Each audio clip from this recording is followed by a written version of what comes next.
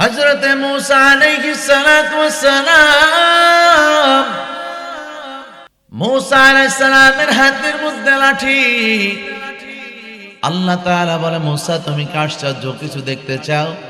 বলে, হ্যাঁ আল্লাহ, আশ্চর্য বিষয় তো আমি দেখতেই চাই, আপনি আমাকে দেখাবেন, আর ঈমান আরো মজবুত হবে।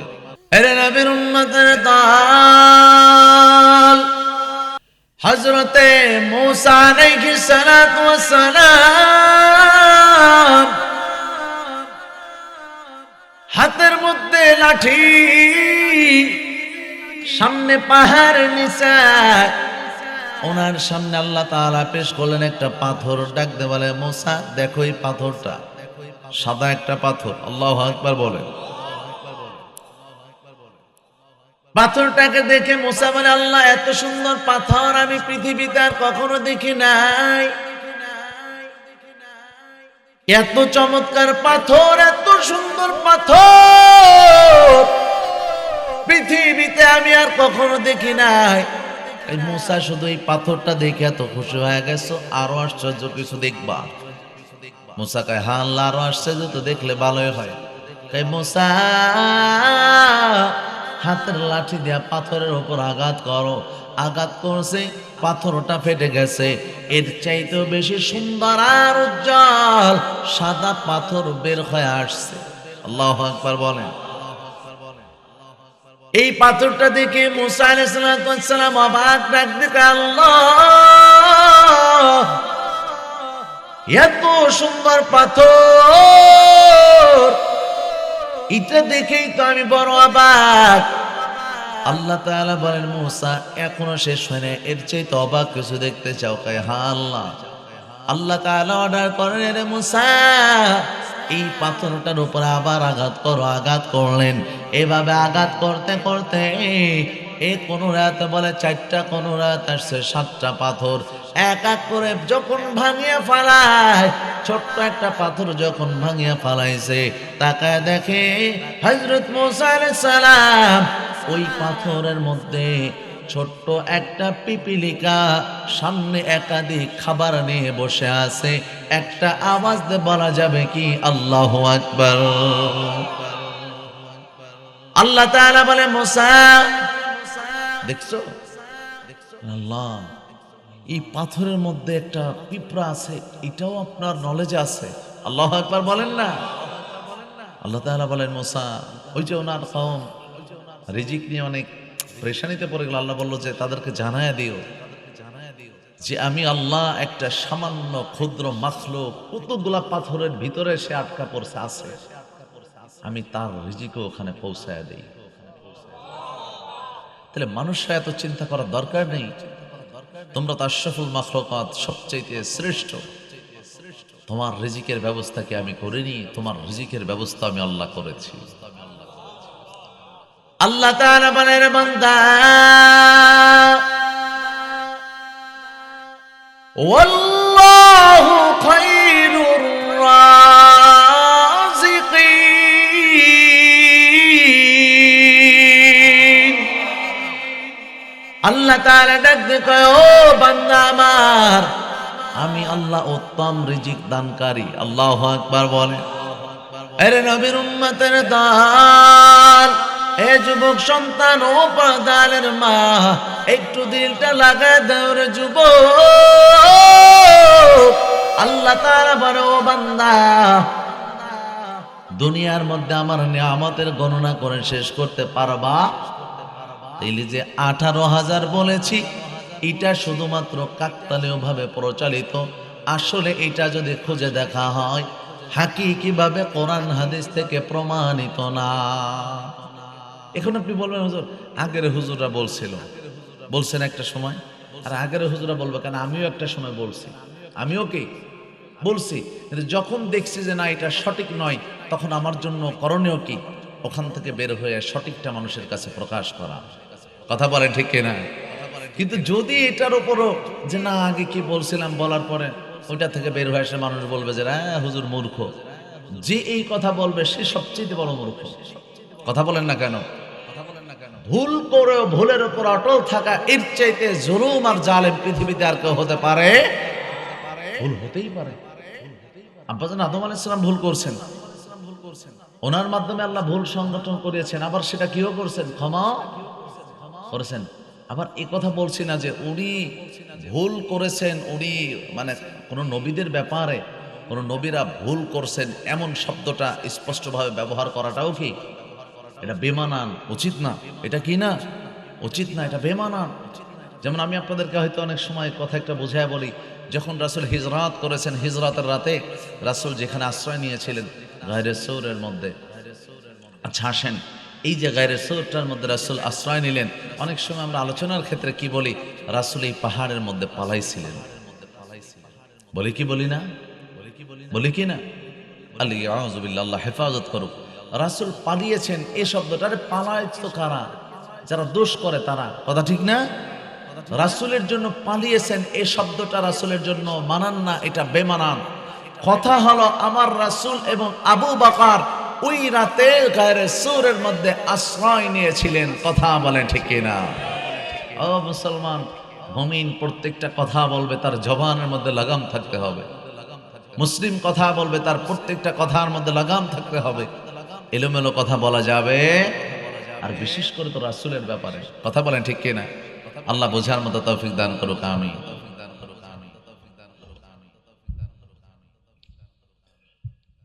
আল্লাহ তাআলা পবিত্র কোরআনের মধ্যে ডাক দিয়ে বলেন, রাসূল পাক সাল্লাল্লাহু আলাইহি ওয়াসাল্লাম, রাসূলকে দুনিয়ার মধ্যে আল্লাহ তাআলা পাঠিয়েছেন, এত দামি করে রাসূলকে পাঠাইছেন, কি পরিমাণ দামি আল্লাহ রাসূলকে আল্লাহ বানিয়েছেন, কেমন সম্মান আল্লাহ তাআলা তেনাকে দিয়েছেন। আল্লাহ তাআলা বলেন, নবী শুনেন, ওয়ালাল আখিরাতু খায়রুল লাকা মিনাল উলা,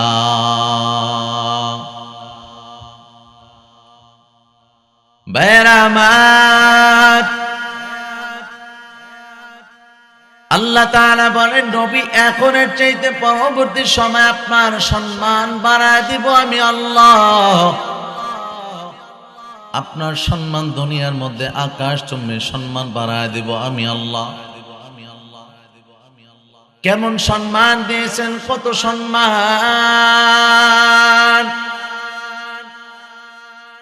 এই জায়গা থেকে একটু চিন্তা করে দেখো, ৬,০০০ মাইল দূর, কত দূর মদিনা, কত দূর মক্কা, কিন্তু এই নবী দুনিয়ার সবাইকে এমন ভাবে পাগল বানায় গেছে। আজকে যদি আপনাদেরকে জিজ্ঞাসা করা হয় রাসূলের জন্য জীবন দিতে হবে, এমন কেউ নাই যে বলবে না জীবন দিব না। সবার মাকসাদ উদ্দেশ্য একটা, রাসূল, সবার কথাই একটা, হুজুর আল্লাহ রাসূলের জন্য জীবন দিতে আমরা সবাই তৈয়ার, কথা কোন ঠিক না? সবার কথা পরিষ্কার, রাসূলের জন্য জীবন দিতে তৈয়ার।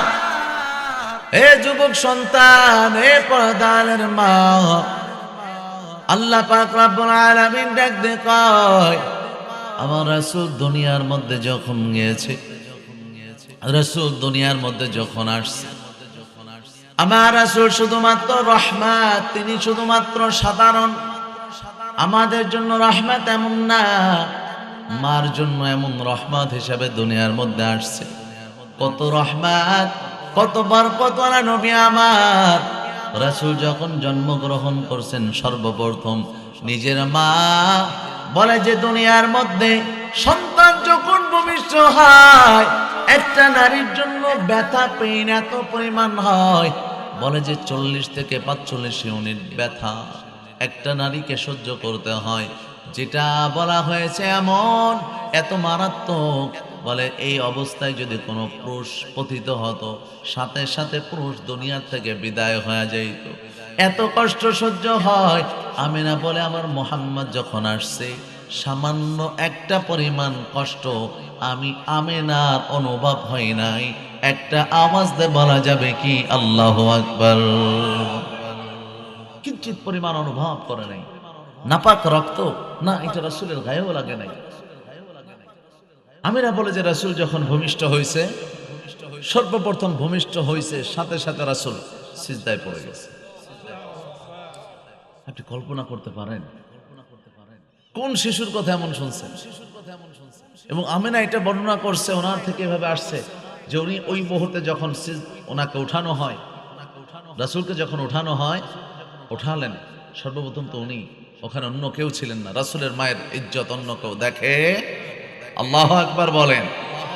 দেখেন রাসূল কতটা রহমত। বর্জন এক মুষ্টি মাটি হাতের মধ্যে নিছেন, ওপরে এভাবে তাকাইছেন।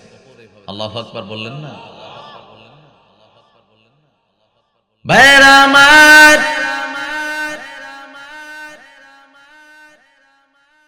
আমার আপনার রাসূল পয়গম্বর,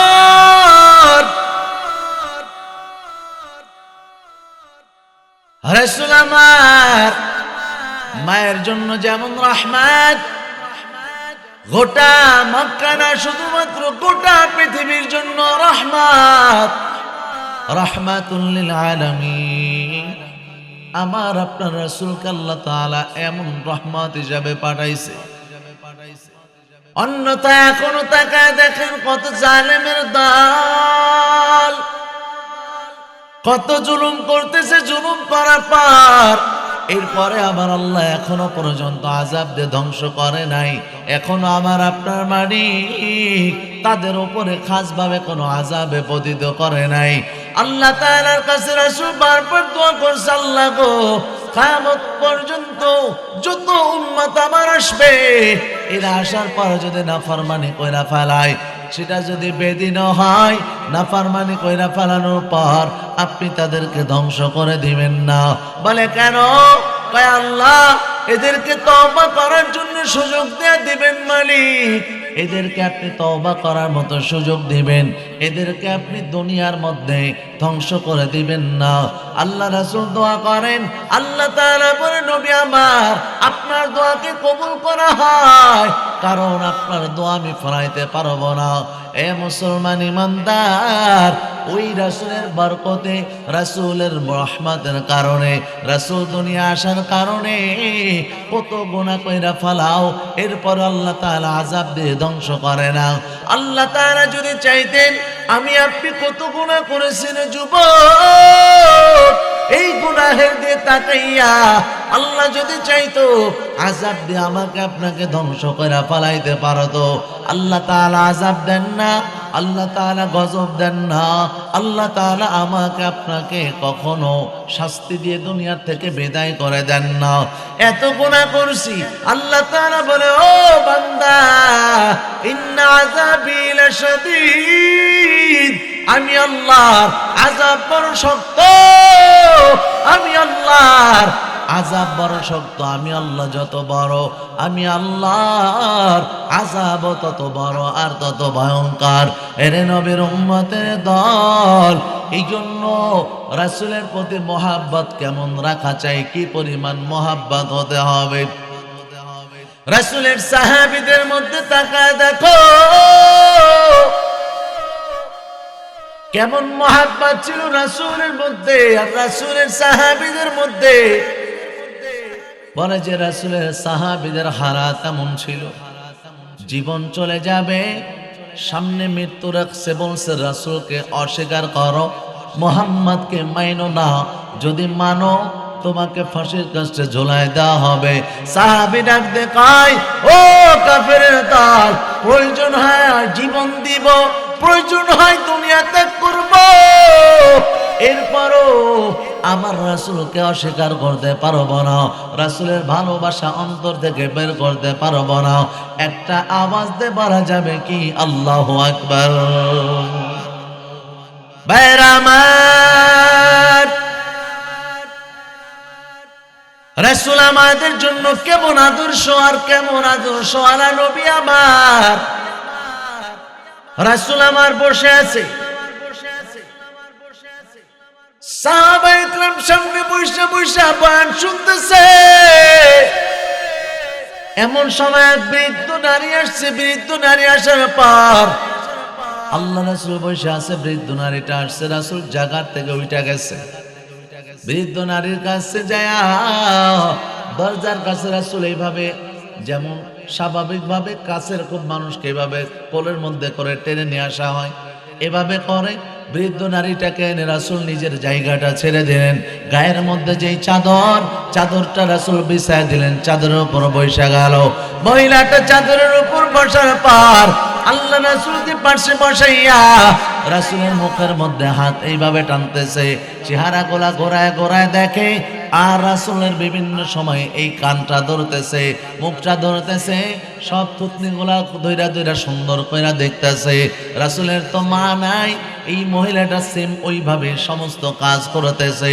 রাসূলকে ডাকতে বলে, মুহাম্মদ তুমি ঠিক মতো চলাফেরা করো তো, খানা পিনা ঠিক মতো খাও তো। এইভাবে রাসূলকে জিজ্ঞাসা করে, রাসূল আর চুপচাপ করে শুধু বলে জি হ্যাঁ হ্যাঁ, শুধু হার হ্যাঁ বলে। কোন রাসূল মাথাটা উঁচু করে না, মাথাটা নিচে দিয়ে রেখা শুধু জবাব দেয়। আল্লাহ রাসূলকে আবার শাসনও করতেছে, ও মুহাম্মদ খবরদার এমন ভাবে চলবা না, যেইভাবে চললে মানুষ তোমারে খারাপ বলে এমন ভাবে চলবা না। আল্লাহু আকবার বলেন। সাহাবা ইকরাম তাকায় আছে, আল্লাহু আকবার। কই কি নারী, রাসূলকে আবার কে খারাপ বলবে? বরঞ্চ আমরাই তো রাসূলের আদর্শবান। কথা বলে ঠিক কিনা? ফোনটা একটু বাড়ায় দেন। তারা বলতেছে আমরাই তো রাসূলের আদর্শে কি আদর্শবান। আবার রাসূলরে বলতেছে খবরদার এমন ভাবে চলবা না যে কেউ তোমার খারাপ বলে। আরো শাসন করতেছে, বলে ঠিক মতো খাবার খাবা, চেহারাটা শুকায় গেছে, দুর্বল হয়ে গেছে, অনেক কথা বলতেছে। রাসূল মাথা নিচু করে জি ঠিক আছে, জি ঠিক আছে। আল্লাহু আকবার বলেন। বেরামাত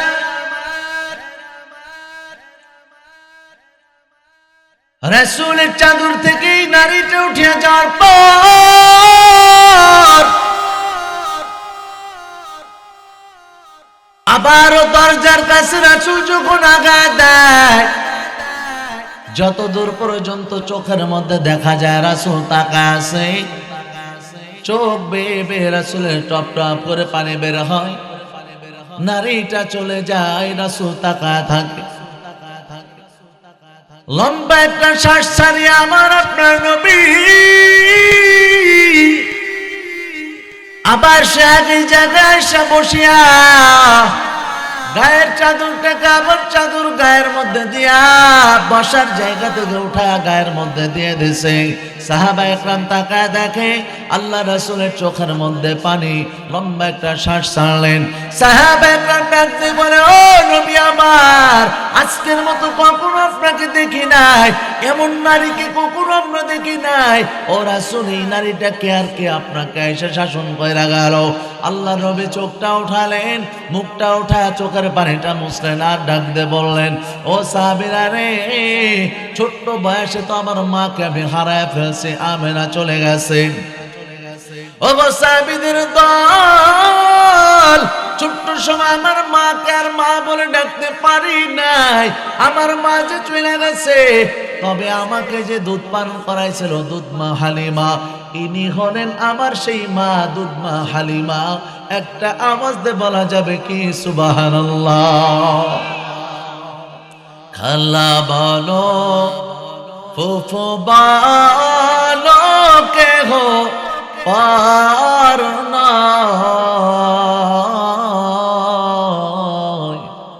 ভেবে দেখো মায়ের মতো আপন কেহ নাই। ঠিক না ভাইরা আমার? এই যে শাসনটা, এটা কি মা ছাড়া কেউ করতে পারে? হ্যাঁ, রাসূল নবী হয়ে, নবী গোটা পৃথিবীর মানুষ যার ডিরেকশনে চলে, যার আদেশে উঠে বসে। কিন্তু আমার দিকে খেয়াল করেন, মার কাছে সন্তান কি কখনো বড় হয়? এই শাসনটা কি মা ছাড়া কেউ করতে পারে?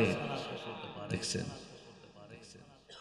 সমস্ত সাহাবা ইকরাম তিনার আদর্শবান, হাজার হাজার সাহাবীরা সামনে বসা, কিন্তু হযরতে হালিমার কাছে তখনও পর্যন্ত রাসূল কেমন কেমন যেন সেই আগের শিশু। কথা বলেন ঠিক কিনা? ও সন্তান, যত বড়ই হয়ে যাও না কেন, মা বাবার কাছে কিন্তু তুমি আগের মতো সেই আগের শিশু। কথা বলেন ঠিক কিনা? এই জন্য আল্লাহ তাআলা ডাক দিয়ে বলে, বান্দা ওয়াকফিজ লাহু মা জানাহাজ যুল্লি মিনার রাহমা, তোমার মা বাবার সামনে মাথাটাকে নত করে দাও। সুবহানাল্লাহ বলেন না? এটা আদেশ করেছেন কে? জোরে বলেন না কে? বেরামাত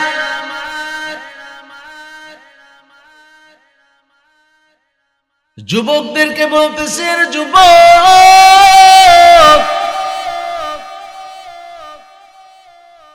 আল্লাহ তাআলা ডাকতে বলেন, বান্দা আমার, দুনিয়ার মধ্যে একমাত্র আমি আল্লাহর ইবাদত করা পাপ। এরপরে যদি কারোর গোলামি করতে হয়, কারোর দাসত্ব যদি স্বীকার করতে হয়, একমাত্র আল্লাহ ছাড়া আর কারোর গোলামি চলবে? এরপরে আল্লাহ কয়, আমি আর একটা ইবাদত তোকে জানায়া দেই, আর যদি নিজেকে গোলামের মতো রাখতেই হয়, সেটা হলো একমাত্র নিজের মা বাবার পায়ের কাছে, অন্য কারোর সামনে না। কথা বলো ঠিক কিনা? আল্লাহ তাআলা বলে, বান্দারে, নিজের মাথাটাকে মা বাবার সামনে তোয়ার জন্য আগায় দেয়, আর তাদের সাথে আচরণ কর শিষ্টাচারমূলক আচরণ, আর মা বাবার কাছে দোয়া চাওয়া, তাদের জন্য দোয়া করো। মা বাবার জন্য কি দোয়া করবে? আল্লাহ তাআলা নিজে শিখায় দেয়। সবাই আমার সাথে পারেন, রাব্বির হামহুমা কামা রাব্বায়ানি সগীরা,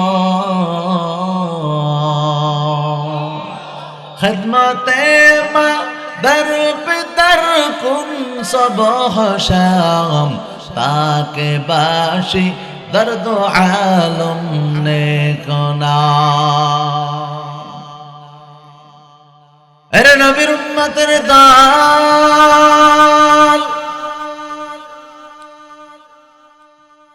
যদি নিজের জীবনের মধ্যে কোনো পরিবর্তন চাও রে বাবা, একমাত্র মা বাবার দোয়া ছাড়া অন্য কিছু তোমাকে আগাতে পারবে না। বাইতুল্লাহর ইমামের কাছে নিয়ে যাবেন, একটু পানি নিয়ে ধরবেন, ইমাম সাহেব ফু দেন। বাইতুল্লাহর ইমাম না, গোটা পৃথিবীর ইমামরা মিলা যদি পানির মধ্যে ফু দিয়ে দেয়, আর আপনার একটা মূর্খ মা বাবা কিছুই জানে না, শুধু বিসমিল্লাহ বলছে, আল্লাহ বলছে, পানির মধ্যে ফু দিছে, বলে গোটা পৃথিবীর আলেমদের চাইতে আপনার মূর্খ মা বাবার একটা ফুর দাম আল্লাহর কাছে অনেক বেশি। একটা আওয়াজ দিয়ে বলা যাবে কি আল্লাহু আকবার? আর আমি তো একটা ভাড়াটিয়া হুজুর, আমারে ফু দিতে কইছেন, ফু দিছি, কারণ আপনি ফু দেওয়ার পর আমি জানি আপনি আমার টাকা দিবেন। কথা বলেন না কেন? আমি জানি আমি ফু দেওয়ার পরে, আমি ঝাড়ার পরে আপনি আমাকে হাদিয়া দিবেন, আমার স্বার্থ আছে, আমি জানি। কিন্তু মা বাবার কাছে কোনো স্বার্থ থাকে? আপনি যান, যখন কোথাও যাবেন, আত্মীয় স্বজন বাড়িতে যাবেন, সর্বপ্রথম চোখ যাবে আপনার হাতের দিকে। কথা বলেন না কেন? প্রথমে চোখ যাবে আপনার হাতের দিকে, আনছেটা কি? কিন্তু আপনার মা বাবা, আপনার ছেলে মেয়ে থেকে শুরু করে সবার দিকে বলবেন, সবাই তাকাবে আগে বাবার হাতের দিকে, হাতে কি কি আছে। কিন্তু মা বাবা এমন জিনিস, আগেই তাকাবে সন্তানের মুখের দিকে। আল্লাহু আকবার বললেন না? হ্যাঁ, এই জন্যই তো মা বাবা, আপনি যদি আপনার জীবনটাকে, এক সাহাবী আসছে রাসূলের কাছে, রাসূল, আমি আমার মাকে আমার কাঁধের উপরে তুলে সাফা মারওয়া দৌড়াইছি, বাইতুল্লাহ তাওয়াফ করছি, সব আমার কাঁধের উপরে রেখা করছি, মার ঋণ কি শোধ করতে পারছি? এই প্রশ্নটা করছে। আল্লাহ রাসূল বললেন, ঋণ তো দূরের কথা, এক ফোঁটা দুধের ঋণও তুমি শোধ করতে পারো নাই। জোরে বলেন আল্লাহু আকবার। গায়ের চামড়াকে কেটে আপনি মার জন্য জুতা বানিয়ে দিবেন, আল্লাহর কসম করে বলছি, মার এক ফোঁটা দুধের ঋণ আমি শোধ করতে পারবো না। কথা বলে ঠিক না?